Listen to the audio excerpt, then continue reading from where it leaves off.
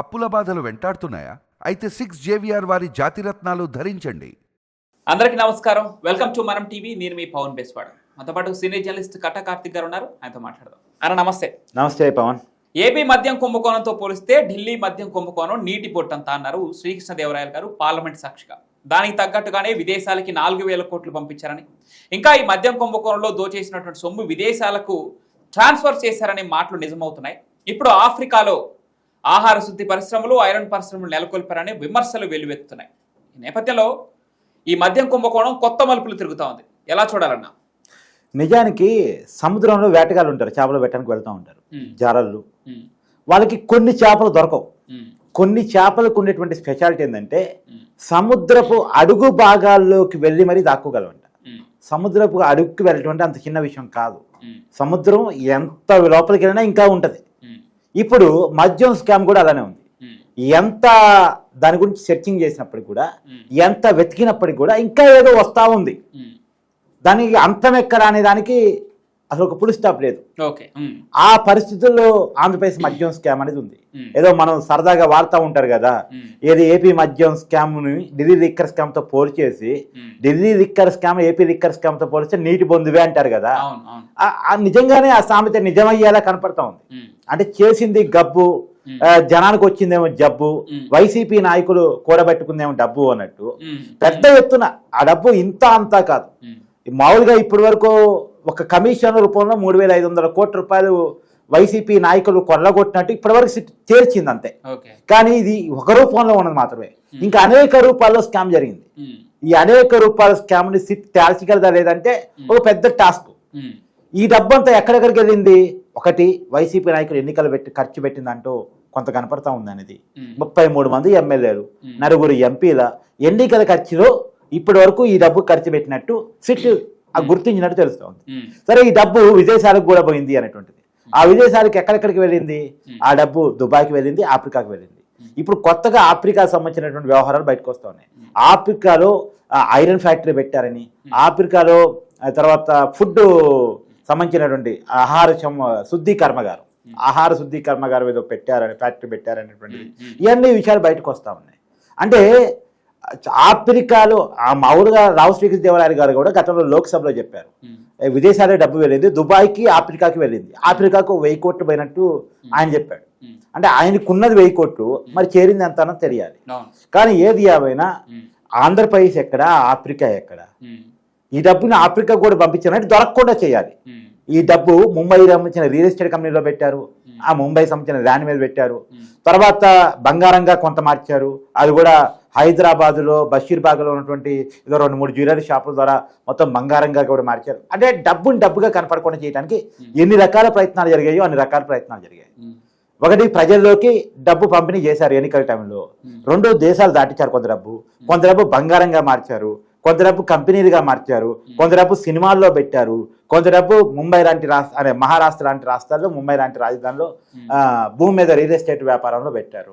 ఇలా రకరకాలుగా డబ్బుని డబ్బుగా ఉండకుండా ఎక్కడో చోట పెట్టాలి, మళ్ళీ ఈ డబ్బు ఎవరు పట్టుకోకూడదు అనే దానికోసం వాళ్ళు పడ్డ తాపత్రయం మాత్రం మామూలు విషయం కాదు.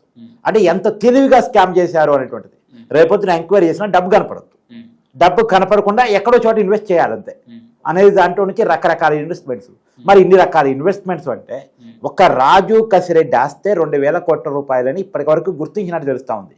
మరి ఒక్క రాజు కసిరెడ్డి అనేటువంటి ఒక చిన్న వ్యక్తి ఆస్తే, అంటే ఈ లిక్కర్ స్కామ్ నడిపించడంలో కీలక పాత్రధార అయితే కావచ్చు, కానీ అతని స్థాయి చాలా చిన్నది. కానీ అతని ఆస్తే 2,000 కోట్ల రూపాయలు అంటే, ఇప్పుడు ఈ లిక్కర్ స్కామ్ ప్రధానంగా వినపడుతున్న చెవిరెడ్డి భాస్కర్ రెడ్డి, లేదు మిథున్ రెడ్డి, తర్వాత మిథున్ రెడ్డికి చెవిరెడ్డి భాస్కర్ రెడ్డి గారికి టాస్క్ అప్ చెప్పిన జగన్మోహన్ రెడ్డి గారు, వీళ్ళ ఆస్తి ఎంత పెరిగి ఉండాలి, వీళ్ళు ఎంత సంపాదించి ఉండాలి కదంటే. జగన్మోహన్ రెడ్డి గారు నేను చెప్పారు, చెవిరెడ్డి భాస్కర్ రెడ్డి అమాయకుడు అని చెప్పేసి జగన్మోహన్ రెడ్డి చెప్తున్నారు. ఒక పక్క చూస్తే చెవిరెడ్డి భాస్కర్ రెడ్డి నుంచి 300 కోట్లు 33 మంది ఎమ్మెల్యేలకి 4 ఎంపీలకి ఆ నిధుల్ని పనిచేసినట్టు తెలుస్తా ఉంది. ఏంటి? ఎస్, చెవిరెడ్డి భాస్కర్ రెడ్డి గారి అమాయకత్వం అంతా కూడా బయటకు వస్తూ ఉంది. చెవిరెడ్డి భాస్కర్ రెడ్డి గారికి ఇప్పుడు ఆయన ఆ చంద్రగిరి నియోజకవర్గంలో వచ్చింది, ఉమ్మడి చిత్తూరు జిల్లాలో చంద్రగిరి నియోజకవర్గానికి సంబంధించిన మాజీ ఎమ్మెల్యే. ఆ నియోజకవర్గంలో చేసిన ఆయన కూడా చేసిన అరాచకాల మీద రకరకాల కథనాలు ప్లే అవుతా ఉన్నాయి. సరే, ఆ రకరకాల కథనాలు కూడా పక్కన పెట్టు. ఇప్పుడు నువ్వు చెప్పావు కదా 33 మంది ఎమ్మెల్యే క్యాండిడేట్స్ కి 9 ఎంపీ క్యాండిడేట్స్ కి డబ్బు పంపిణీ అంతా చెవిరెడ్డి గారి ద్వారానే జరిగింది. ఎందుకు 7 చేతులు ఐపాక్ టీమ్ సర్వే సంస్థ ఉంది. అంటే ఏ నియోజకవర్గంలో కొంత వీక్ గా ఉన్నాం, ఏ నియోజకవర్గంలో ఏ ప్యాకెట్స్ లో డబ్బును కొంత ఖర్చు పెట్టగలిగితే, మద్యాన్ని కొంత పంచగలిగితే, బిర్యానీ పొట్టాలు కనుక కొంత పంచగలిగితే, ఓట్లని కనుక కొనుగోలు చేసుకోగలిగితే మళ్ళీ గెలుస్తాం అన్నటువంటి ఒక సర్వే నేను చేశాడు. ఇది నిజానికి ఐపాక్ ఎవరిది? ప్రశాంత్ కిషోర్ది, బీహార్ సంబంధించిన ప్రశాంత్ కిషోర్ది. 2019 కానీ ఎన్నికల కంటే ముందు జగన్మోహన్ రెడ్డి కోసం ఈ స్ట్రాటజీ సంస్థ పనిచేసింది. ఎప్పుడైతే 2019 ఎన్నికల్లో జగన్మోహన్ రెడ్డి గారు గెలిచారు ఐపాక్ టీం వల్ల, వాళ్ళ స్ట్రాటజీల వల్ల, ఈ ఐపాక్ టీం ఈ ప్రశాంత్ కిషోర్ చేతిలో ఎందుకు, మన చేతిలో ఒక లాక్కుంటే పోలా అనుకున్నారు. ఇప్పుడు వీళ్ళు అధికారులకు వచ్చినప్పుడు చాలా కంపెనీలు లాక్కున్నారు కదా, కాకినాడ పోర్ట్లు, తర్వాత డిస్టిలరీస్ లాక్కున్నారు కదా.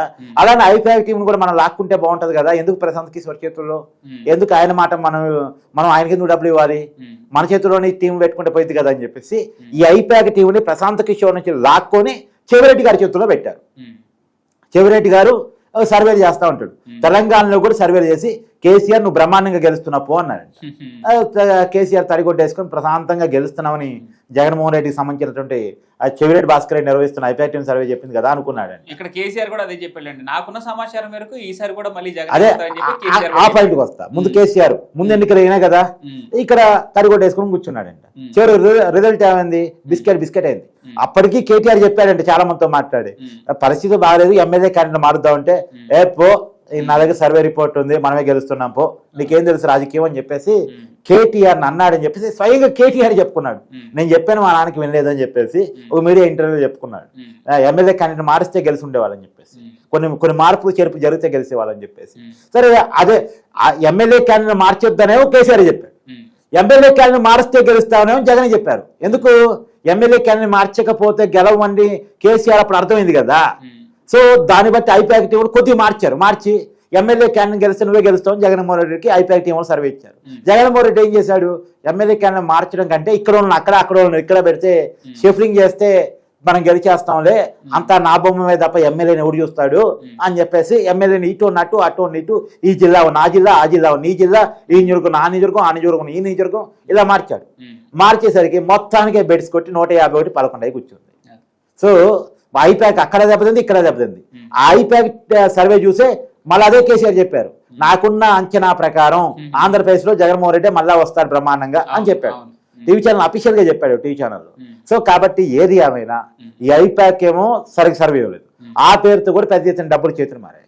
తర్వాత ఈ ఐపాక్ టీం ఏదైతే 33 నియోజకవర్గాలు 9 ఎంపీలు అని చెప్తా ఉన్నారు, ఆ 33 నియోజకవర్గాలు 9 ఎంపీలు మద్యం డబ్బు ఖర్చు పెట్టినప్పటికీ కూడా ఎక్కడా కూడా వైసీపీ గెలవలేదట, ఎక్కడా కూడా వైసీపీ గెలవలేదట. తర్వాత ఇప్పుడు ఒక బెంజ్ కారు గురించి వస్తా ఉంది, ఆ బెంజ్ కారులోని డబ్బులన్నీ పంపించారు. ఆ బెంజ్ కారు వైజాగ్ రిజిస్ట్రేషన్ తో ఉంది. తర్వాత దాని ఫోన్ నెంబర్ మాత్రం చెవిరెడ్డి భాస్కర్ రెడ్డి గారు ఏదో అంటున్నారు, మరి చూడాలి రాబోయే కాలంలో ఎంక్వైరీలు ఏ విషయాలు బయటకు వస్తాయి.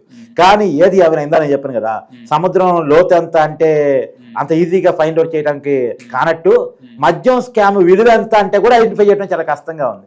సిట్టు ఎంక్వైరీ చేసుకుంటా పోతా ఉంది. అందరూ ఏం కొనుక్కుంటున్నారు, బిగ్ బాస్ పట్టుకుంటారేమో, బిగ్ బాస్ అరెస్ట్ జరిగిద్దేమో. ముందు తీగ చివరికి ఆగాలి కదా. జగన్మోహన్ రెడ్డి గారి పాత్ర ఎప్పుడు వస్తుంది? తీగ చివరికి పోయిన తర్వాత వస్తుంది. ఆ తీగ వీళ్ళు పోతా ఉన్నారు, ఆ తీగ ఇంకా వస్తా ఉంది, ఆ తీగ పట్టుకొని పోతా ఉన్నారు. అంత దారుణమైనటువంటి స్కామ్ ఏపీ మద్యం స్కామ్. కాకపోతే ఒక్కటి మాత్రం నేను తీవ్రంగా బాధపడేది ఏంటి అంటే, ఇది ప్రజల ఆరోగ్యాలను పాడు చేస్తూ దాదాపు 1,20,000 మంది కుటుంబాలని ఆగం చేసినటువంటి స్కామ్. దాదాపు ఈ మద్యం వల్ల జగన్మోహన్ రెడ్డి గారి పరిపాలనా కాలంలో అమ్మినటువంటి నకిలీ మద్యం వల్ల 40,000 మంది చనిపోయారని, 80,000 మంది కిడ్నీలు లివర్లు పోగొట్టుకున్నారనేది ఒక అంచనా. అంటే 80 + 40 1,20,000 మంది. ఈ 1,20,000 మంది కుటుంబాలని ఆగం చేసినటువంటి బ్రాండు చేసిన స్కాము విలువ ఎంత అంటే క్వశ్చన్ మార్క్. థ్యాంక్ యూ అన్న, థ్యాంక్ యూ సో మచ్.